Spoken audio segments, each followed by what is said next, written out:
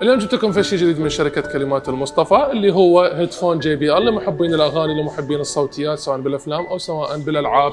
جبت لكم هيدفون JBL اللي هو طبعا مثل ما تلاحظون وايرلس، معدل عليه من قبل شركة هارمان كاردن، شركة عملاقة من الصوتيات. المميزات صراحة مالته هواية. أول نقطة الهيدفونات وحدين الباتري مالتها 6 ساعات، ويا الكيس يعطيك 15 ساعة، يعني مجموع الباتري مالته هو تقريبا 21 ساعة.